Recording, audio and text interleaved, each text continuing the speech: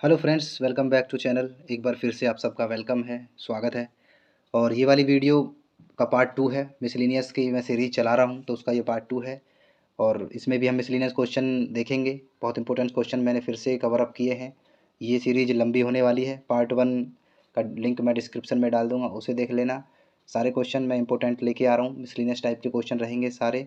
और ये सीरीज़ मैं फिर बता रहा हूँ लंबी चलने वाली है। जिसने पार्ट 1 नहीं देखा है प्लीज़ पार्ट 1 ज़रूर देखना।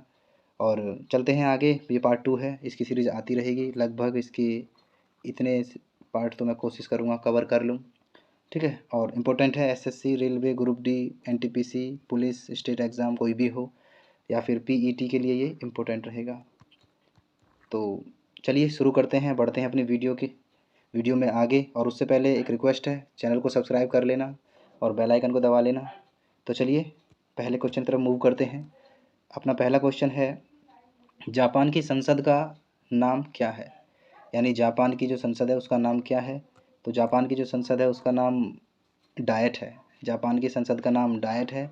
और जापान में भी दो तरह द्विसदनीय जो है विधान पालिका है, जैसे अपने यहाँ भारत में है। एक निचली सदन होता है और एक ऊपरी सदन है उनका भी, जैसे अपना निचला और ऊपरी सदन है। अब आप मुझे बताना, लोकसभा और राज्यसभा में कौन ऊपरी सदन है, कौन निचला सदन है, ये कमेंट बॉक्स में मुझे बताना। और मैं इसमें जो संसद हैं उसके नाम भी, जो कुछ इंपॉर्टेंट संसद हैं, देश हैं, उनकी संसदें हैं, उनका नाम मैंने एक पीपीटी में तैयार किया है, तो उसे भी आप देखना, हम कवर करेंगे उसको। और देखिए इसमें आपने यहाँ पे देखा होगा, जापान की राष्ट्रीय संसद को डाइट कहते हैं या फिर कोकाई भी कहते हैं उनकी भाषा में। जापानीज़ भाषा में कोकाई कहते हैं। और इसकी निचली सदन सदन को जापान की प्रतिनिधि सभा, यानी जापान निचले सदन को ये लोग प्रतिनिधि सभा बोलते हैं। और ऊपरी सदन को पार्षद सभा कहते हैं। अगर बात करें हम, ऑस्ट्रेलिया की संसद का नाम संघीय संसद है। अफ़गानिस्तान की संसद का नाम सूरा है। अल्बानिया की संसद का नाम पीपल्स असेंबली है। और अर्जेंटीना की संसद का नाम राष्ट्रीय कांग्रेस है। रूस की संसद का नाम ड्यूमा है। रूस की संसद का नाम ड्यूमा है। सूरा अफ़गानिस्तान है। ये किसका है? खुरल। खुरल है नामीबिया का, शायद नामीबिया का। बढ़ते हैं आगे और कुछ संसद और नाम देख लेते हैं। ये देखिए, प्रमुख देशों के संसद के नाम है ये। यूएसए की संसद का नाम कांग्रेस है, मतलब अमेरिका की संसद का नाम कांग्रेस है। वियतनाम की संसद का नाम नेशनल असेंबली या असेंबली। सऊदी अरब की संसद का नाम मजलिस ए शूरा। और भूटान की संसद का नाम है सोंगडू सोंगडू। ब्रिटेन की संसद का नाम है House of Commons of Lords. People's Assembly मिस्र की संसद का नाम है। और फिनलैंड की संसद का नाम एडुस एडुस एडुस्कता है, या एडुस्कता संसद। और जर्मन की संसद का नाम है बुड्सटैग। ईरान की संसद का नाम मजलिस। इटली की संसद का नाम सीनेट है। और इसराइल की संसद का नाम नेसेट है। ये इंपॉर्टेंट देश हैं जो एग्जाम से पूछे जाते हैं, उनकी संसद का नाम पूछा जाता है, वो मैंने कवर किया है। आपको 2 स्लाइड्स में संसद के नाम मिले, 11 यहाँ पे हैं। और पिछली स्लाइड में आप देखेंगे तो पिछले स्लाइड में 5 ये हैं। तो ये 16 ज़्यादा इंपॉर्टेंट्स थे, तो उनको मैंने कवर किया है। भारत की संसद का नाम पार्लियामेंट है। बढ़ते हैं आगे। नेक्स्ट क्वेश्चन अपने पास, रेगुलेटिंग एक्ट कब पारित हुआ? रेगुलेटिंग एक्ट कब पारित हुआ? तो ऑप्शन जो डी है अपने पास, 1773 में रेगुलेटिंग एक्ट पारित हुआ था। रेगुलेटिंग एक्ट जो है ब्रिटिश ईस्ट इंडिया कंपनी की गतिविधि जो है उनसे संबंधित महत्वपूर्ण संसदीय कानून था। यानी भारत में जो ईस्ट इंडिया कंपनी थी ना, ब्रिटिश वालों की, अंग्रेज़ों की, उसके विरोध में ये रेगुलेटिंग एक्ट पारित किया गया था। और इसके बारे में अभी बताऊंगा। देखो, इस एक्ट का उद्देश्य भारत में ईस्ट इंडिया कंपनी की गतिविधियों को ब्रिटिश सरकार की निगरानी में लाना था। कहने का मतलब ये है कि जो भारत में तो अंग्रेज थे, लेकिन भारत को रूल चला कौन रहा था? ब्रिटिश लोग, यानी ब्रिटेन वाले, इंग्लैंड से, ठीक है। तो उनको ये पता नहीं था कि भारत में एक्चुअल में हो क्या रहा है। और जबकि भारत में ये लोग अपना कहर बरपा रहे थे, तो उस बारे में वहाँ के लोगों को नहीं पता था, जो वहाँ से लीड कर रहा था, जैसे विंस्टन चर्चिल वहाँ के प्रधानमंत्री, उनको ये नहीं पता था कि भारत में एक्चुअल में चल क्या रहा है। तो उसके विरोध के लिए ये रेगुलेटिंग एक्ट को पारित किया गया था। तो किन किन चीज़ों पर नज़र रखी जाए इसके लिए, एक तो ये था, नंबर 1 था ब्रिटिश अफजाद वर्ग की ईर्ष्या। यानी जो ब्रिटिश लोग थे ना, वो भारतीय अन्य वर्गों से चिढ़ते थे, ईर्ष्या करते थे। वो अपने लोगों को ज़्यादा सहूलियत देते थे और भारतीय लोगों से चिढ़ते थे। नंबर 2 है, ये सब सारे टॉपिक हैं, मैंने सिर्फ हेडिंग्स ही लिखी हैं, बाकी ये टॉपिक हैं। जब कभी रेगुलेटिंग एक्ट हम कवर अप करेंगे तो ये सारी चीज़ें आएंगी और तब इनका विस्तार से आपको बताया जाएगा। इंग्लैंड की कंपनी की जो प्रशासन संरचना है प्रशासनिक, उसके उनकी चीज़ों को प्रकाश में लाना था। जैसे वो लोग इंडियन लोगों को अपने प्रशासन उसमें रखते थे। जैसे मान लो कोई अंग्रेज हवलदार है और कोई इंडियन हवलदार है, तो दोनों की सैलरी में भी डिफरेंस होता था। ठीक है, और भी बहुत सारी चीज़ें थी, उनके कुछ अलग रूल्स थे जो हम भारतीयों को, वो अपने अंग्रेजों के लिए तो होते नहीं थे लेकिन भारतीय लोगों को फॉलो करने पड़ते थे। तो उनकी जो प्रशासनिक संरचना थी उसके बारे में भी उनको भी इस बारे में प्रकाश में दिखाना था कि देखिए, प्रकाश लाना था इन चीज़ों पे कि देखिए ये लोग इस तरह हमारे ऊपर रूल कर रहे हैं, राज कर रहे हैं। और कंपनी की वित्तीय स्थिति जो है उसके बारे में बताना था। ठीक है, और चौथा है संसदीय जांच समिति, और इसकी जांच समिति बैठानी थी कि किस तरह ये लोग हम पे राज कर रहे हैं, आप एक बार निगरानी में लीजिए और देखिए। ठीक है, तो आई होप आपको समझ में आया होगा। जब कभी हम चैप्टर इसको पढ़ेंगे ओपन बढ़िया तरीके से विस्तार से पढ़ेंगे, मैं डिस्क्राइब करूँगा, तो आपको ये पूरा एकदम से समझ में आएगा और चीज़ें बहुत डीपली बताऊँगा, क्लियर भी होंगी। तो बढ़ते हैं नेक्स्ट क्वेश्चन की तरफ, और अपना नेक्स्ट क्वेश्चन है कवक विज्ञान का अध्ययन है उसे क्या कहते हैं, या कवक विज्ञान के अध्ययन को क्या कहते हैं। तो कवक विज्ञान के अध्ययन को माइकोलॉजी कहते हैं। कवक विज्ञान होता है उसको माइकोलॉजी कहते हैं। और कवक क्या होता है, देखिए कवक वनस्पति विज्ञान की वह शाखा है या एक ऐसी शाखा है जिसमें वनस्पतियों का अध्ययन किया जाता है। वनस्पतियों का अध्ययन किया जाता है, उसे माइकोलॉजी कहते हैं। फफूंद भी एक प्रकार का कवक ही है। फफूंद कैसा होता है, देखिए आपने ब्रेड देखा होगा, और ब्रेड ब्रेड में अगर तुम थोड़ी नमी आ जाए तो उसमें फफूंद लग जाती है। या कुछ जैसे हम शादी विवाह में लड्डू बनवाते हैं, कुछ दिन ना खाएं या रखे रहते हैं वो, तो उसमें फफूंद लग जाती है, तो वो भी एक हिसाब से कवक है। ठीक है, और कुछ तुमने आपने देखा होगा मशरूम, मशरूम जो पेड़ होता है मशरूम का, वो छतरी सी होती है जो, तो वो भी एक टाइप का सॉरी वो कवक का ही प्रकार है। ठीक है, तो बात करते हैं, देखिए कवक विज्ञान यानी माइकोलॉजी, कवक प्रजाति का ज्ञान या विज्ञान है। ठीक है, इसमें उस उनकी जैव रासायनिक विशेषताओं का, आनुवांशिक विशेषताओं का एवं मानव के कल्याण हेतु आयुर्विज्ञान आदि हेतु अनुसंधान किया जाता है। कवक पर्णहरिम होते हैं, यानी इनके पत्ते हरे नहीं होते। कैसे होते हैं, कवक पर्णहरिम रहित होते हैं। इनमें जड़, तना या पत्ता नहीं होता है। ये परजीवी अथवा मृतजीवी होते हैं और बीजाणुओं द्वारा जनन करते हैं। ठीक है, और कुछ पर हाँ कुछ कवक जो सहजीवी भी होते हैं। बढ़ते हैं नेक्स्ट क्वेश्चन की तरफ। अपना नेक्स्ट क्वेश्चन है, अच्छा ऑप्शन हम लिखते हैं, तो एक है न्यूरोलॉजी, ऑप्शन ये अपना है न्यूरोलॉजी। ये किससे संबंधित है, न्यूरोलॉजी तंत्रिका विज्ञान या स्नायु शास्त्र विज्ञान से संबंधित है न्यूरोलॉजी।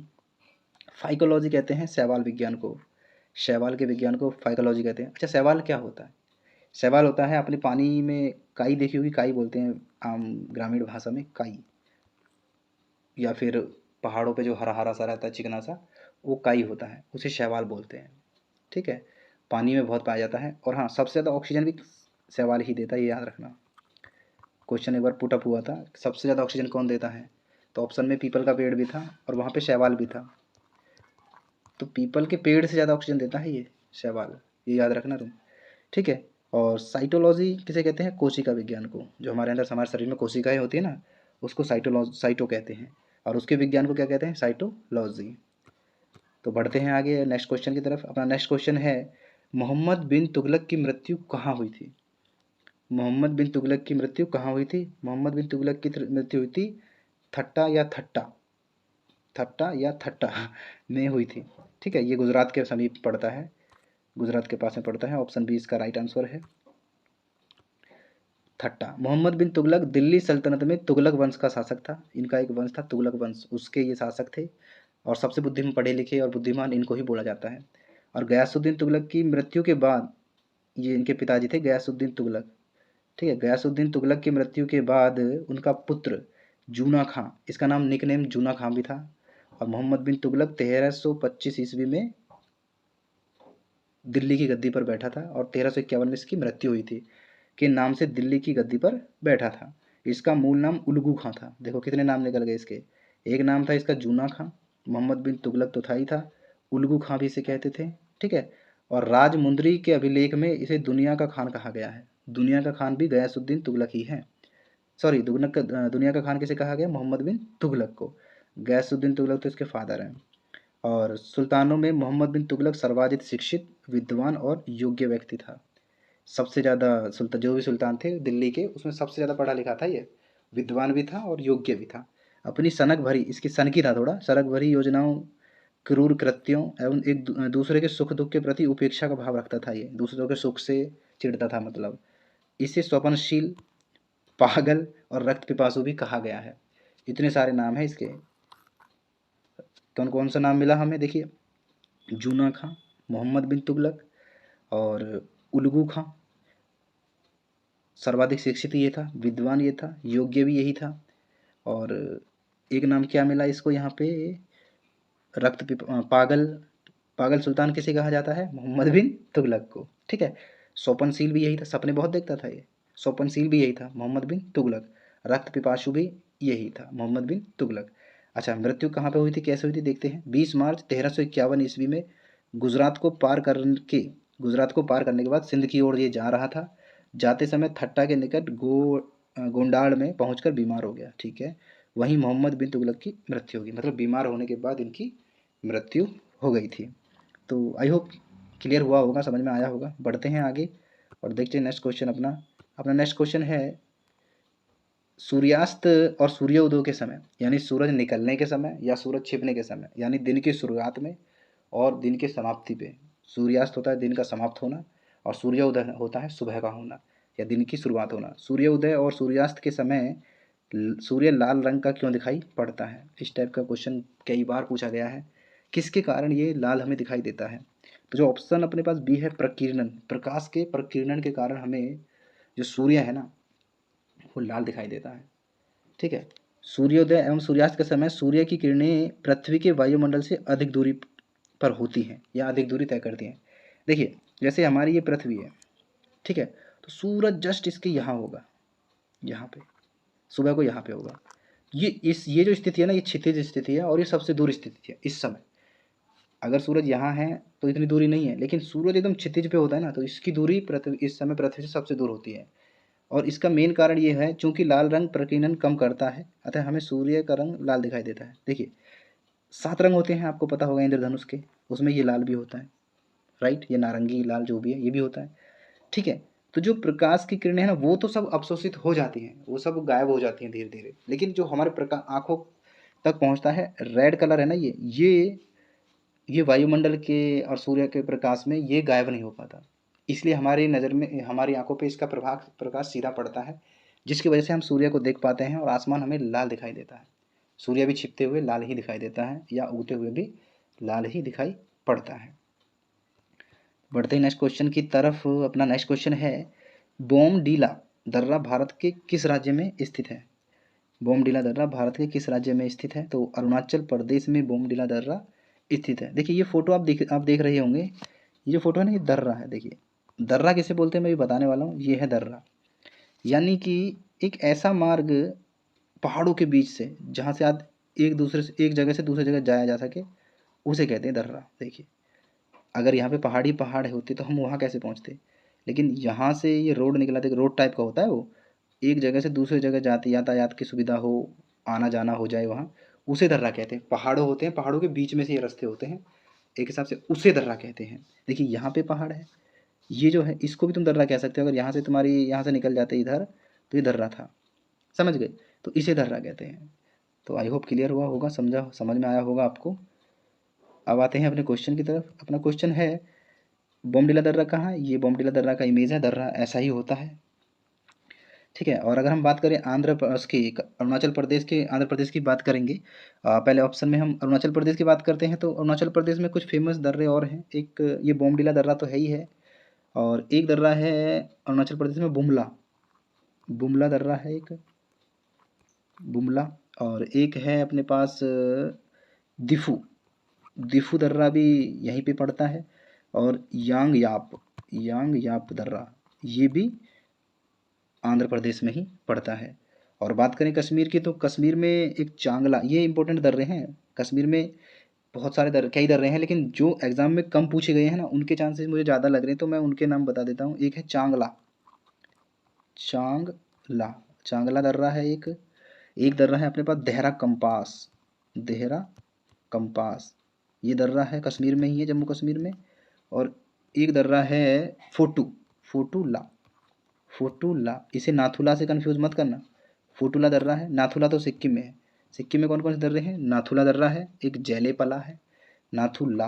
तो ये ला से कंफ्यूज मत होना, ला वाले कश्मीर में और सिक्किम में ही ज़्यादा मिलेंगे। नाथुला, जैलेपला और गोइचा, एक है गोइचा, गोइचा, गोइचा भी तुम्हारा सिक्किम में ही है। गोइचा ला, गोइचा ला, सिक्किम में ला वाले दर्रे बहुत हैं, और कश्मीर में भी। तो ये थोड़ा कंफ्यूजिंग वर्ड से हैं, इन्हें याद रखना।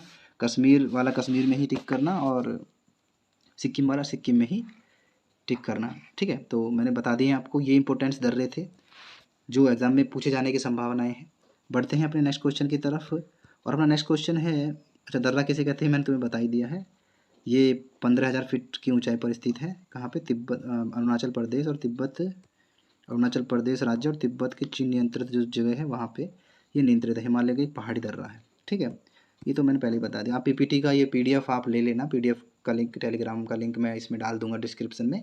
तो आपको टेलीग्राम पे ये लिंक, सॉरी टेलीग्राम पे ये पीडीएफ मिल जाएगा। लिंक आपको वीडियो के डिस्क्रिप्शन में मैं डाल दूंगा। नेक्स्ट क्वेश्चन अपने पास, बेरोजगार लोगों के लिए बेरोजगारी भत्ते की व्यवस्था करना संविधान में किससे संबंधित है? तो जो नीति निर्देशक तत्व होते हैं ना, उससे ये संबंधित है। नीति निर्देशक तत्व से संबंधित है बेरोजगार लोगों के लिए बेरोजगारी भत्ता। और एक सेकेंड, हाँ ठीक है, सॉरी फॉर डिले। बेरोजगार लोगों के लिए बेरोजगारी भत्ते की व्यवस्था करना नीति निर्देशक या निदेशक तत्व से संबंधित है। और इस योजना के तहत किस किस को लाभ मिल सकता है? देखिए, इस योजना के तहत बेरोजगार युवा 3 महीने के लिए सरकारी भत्ते का लाभ उठा सकते हैं, सिर्फ 3 महीने के लिए। इसका लाभ उठाने के लिए कौन कौन सी चीज़ें जरूरी हैं? बेरोजगार होने से ठीक पहले कम से कम 2 साल उसने किसी कंपनी में काम किया हो या किसी फैक्ट्री में काम किया हो, जिस पर ईएमआई एक्ट लागू हो। ईएमआई एक्ट उस कंपनी पर लागू होना चाहिए, होता हो, और कम से कम 78 दिन तक अपनी मासिक सैलरी से ईएसआईसी कटवाई हो उसने। ठीक है, ये उसने कटवाई हो। ये मेडिकल वाली संस्था है जो फ्री में इलाज करती है, तो ईएसआई का में उसने अपना योगदान दिया हो, उस व्यक्ति को या उन लोगों को बेरोजगारी भत्ता मिल सकता है। अच्छा, आपने देखा होगा पेंडेमिक के समय में, अभी कोरोना पेंडेमिक में बेरोजगारी भत्ता मिला था। ठीक है, वो नरेगा या मनरेगा के मजदूरों को बेरोजगारी भत्ता मिला था। तो ये वही लोग थे जो ईएसआई वगैरह या 78 दिन तक उन्होंने अपने काम किया था, तो उनको ही मिला था। ये एक रूल है, संवैधानिक रूल है, तो ये इसकी क्राइटेरिया है, ये मैंने आपको बता दिया है। और बात करें मौलिक अधिकार की हम, तो जो मौलिक अधिकार हैं ये संयुक्त राज्य अमेरिका के संविधान से लिए गए हैं। और नीति निर्देशक तत्व तो आपको मालूम ही होगा, आयरलैंड के संविधान से लिए गए हैं नीति निर्देशक तत्व। और मौलिक कर्तव्य रूस से लिए गए हैं, मौलिक कर्तव्य रूस से लिए गए हैं। सरदार जोड़ा कब गया था इसको? 1976 ईस्वी में मौलिक कर्तव्यों को जोड़ा गया था। किस पे? सरदार स्वर्ण सिंह समिति की सिफारिश पर 42वें संविधान संशोधन में। ठीक है, ये आपको याद रखना है, मौलिक कर्तव्यों को जोड़ा गया था। और प्रस्तावना की जो भाषा है वो अमेरिका के संविधान से ली गई है। प्रस्तावना की भाषा, language, language America, sorry Australia के संविधान से लिया गया है, लेकिन प्रस्तावना जो है वो अमेरिका के संविधान से ली गई है।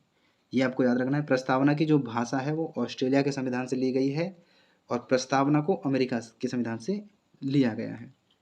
ठीक है, बढ़ते हैं नेक्स्ट क्वेश्चन की तरफ। अपना नेक्स्ट क्वेश्चन है, सिंधु घाटी सभ्यता जानी जाती है, सिंधु घाटी सभ्यता किसके लिए जानी जाती है? तो सिंधु घाटी सभ्यता नगर नियोजन के लिए जानी जाती है। फोटो आगे मैं दिखाऊंगा आपको। तो सिंधु घाटी सभ्यता अपने नगर नियोजन के लिए जानी जाती है। वो जो उनका जो नगर थे, उनकी व्यवस्थाएं थी बिल्कुल शहरी लोगों की तरह थी। और मैं यहाँ पे पढ़ के ही बताऊंगा। उनके जो घर थे वो एकदम वर्गाकार थे, गलियाँ समकोण पे काटती थी, और नाली की व्यवस्था, स्विमिंग पूल वगैरह, स्विमिंग पूल में सीढ़ियाँ, और उनकी नाली व्यवस्था, उनका काम करने का ढंग, वो सारी चीज़ें ऐसा लगता था जैसे शहरी लोग कर इस समय प्रेजेंट में शहर में है, बिल्कुल ऐसा ही। ठीक है, इस सभ्यता की सबसे बड़ी विशेष बात यह है कि यहाँ की नगरीय सभ्यता या नगरीय विकसित नगर निर्माण योजना, इन नगर भवनों के बारे में विशेष बात यह है कि ये जाल की तरह विसमित थे। यानी जाल होता है जैसा, ऐसे मान लो कोई जगह है और हम उस पर जाल ऐसे बिछा देते हैं तो एकदम समकोण होता है ना, ऐसा बिल्कुल ऐसा वर्गाकार, इस तरह ये जाल की तरह विन्यस्त थे। यानी सड़क एक दूसरे को समकोण पर काटते थे। ये सड़क समकोण है, देखिए एक दूसरे को समकोण पे काटते थे। ये अगर किसी त्रिभुज में हम ये माने तो ये समकोण है, कि यहाँ से यहाँ तुम काउंट करो ये भी समकोण है, ऐसे, ठीक है। ये बात सभी सिंधु बस्तियों पर समकोण पर काटती थी। ये बात सभी सिंधु बस्तियों पर लागू होती थी, चाहे वे छोटी हो या बड़ी। हड़प्पा तथा मोहनजोदड़ो के भवन बड़े होते थे। इन दो जगहों के भवन बड़े होते थे, हड़प्पा और मोहनजोदड़ो के। ईंटों की बड़ी बड़ी इमारतें देखकर सामान्य लोगों को यह लगेगा कि यहाँ के शासक कितने प्रतापी और प्रतिष्ठावान थे। ठीक है, फोटो देख के कुछ क्लियर होगा आपको। ये फोटो देखिए आप, ये इनकी गली व्यवस्था है, नाली है, देखिए ये इनका द्वार है पूरा, ये इनके मकान है, ये भी इनका मकान है, देखिए कितनी मस्त व्यवस्था है, दरवाज़ा कितना अच्छा है और गलियाँ देखिए कितनी अच्छी है। ये सीढ़ी देखिए, ठीक है, ये घर एकदम इक्वल बराबर बराबर होंगे सबके, इधर भी देखिए। ये व्यवस्था बिल्कुल ऐसी थी, देखकर ऐसा लगता था जैसे शहरों में एट प्रेजेंट हम देखते हैं। ये देखिए दो लोग ऐसे आराम से खाट पे बैठे हैं, यहाँ पे बच्चे खेल रहे हैं। तो इनकी व्यवस्था बिल्कुल नगरीय व्यवस्था थी और इसीलिए सिंधु घाटी सभ्यता जो थी वो अपने नगरीय व्यवस्था के लिए ही जानी जाती थी। तो बढ़ते हैं नेक्स्ट क्वेश्चन की तरफ। अपना नेक्स्ट क्वेश्चन है, निम्नलिखित में से कौन सा विटामिन जल में घुलनशील है। यानी इनमें से विटामिन दो हैं जो जल में घुलनशील होते हैं, एक विटामिन बी है और विटामिन सी, ये जल में घुलनशील हैं, ये जल में घुल जाते हैं। विटामिन सी तो बहुत इंपॉर्टेंट है हमारी बॉडी के लिए, सबसे ज़्यादा इंपॉर्टेंट विटामिन यही है, विटामिन बी। ये याद रखना, ये एक कॉम्प्लेक्स है, इसके अगर इसके बारे में अभी डिटेल बताऊंगा तो मैं तुम्हें बता दूंगा।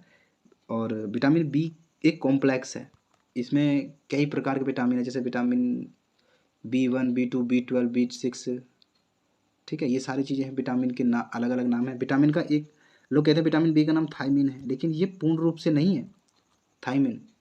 विटामिन के जो प्रकार है उनके भी अलग अलग नाम है, जैसे विटामिन 12 है, उसका नाम साइनोकोबालामीन है, ऐसे इन सब के नाम अलग अलग है। ठीक है, तो बढ़ते हैं, पहले हम देख लेते हैं जल में घुलनशील जो विटामिन सी है वो जल में घुलनशील है। मैंने आपको बताया भी था विटामिन बी और विटामिन सी जल में घुलनशील है, लेकिन ऑप्शन में बी नहीं था हमारे पास, ऑप्शन में सी है, तो ऑप्शन सी यहाँ पे राइट आंसर है, क्योंकि क्वेश्चन हमसे पूछ भी रहा है निम्नलिखित में से। ठीक है, तो ये आपको याद रखना है। और विटामिन सी रासायनिक नाम इसका एस्कॉर्बिक एसिड है।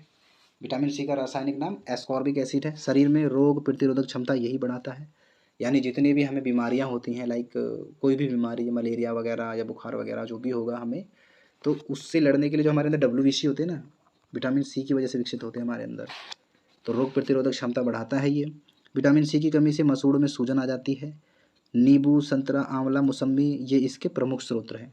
यानी इन चीज़ों से हमारे शरीर में विटामिन सी की पूर्ति होती है। भोजन को अधिक पकाने पर विटामिन सी नष्ट हो जाता है। अगर भोजन को तुम ज़्यादा पका दोगे तो विटामिन सी नष्ट हो जाएगा। और वसा में घुलनशील ये हैं जो वसा जल में घुलनशील नहीं है, ये याद रखना, यहाँ पे कन्फ्यूज़न होती है। क्वेश्चन पुट हो जाता है कौन सा विटामिन जल में घुलनशील नहीं है, या फिर क्वेश्चन पुट हो जाएगा कौन सा विटामिन वसा में घुलनशील है। तो वसा और जल का विशेष ध्यान रखना।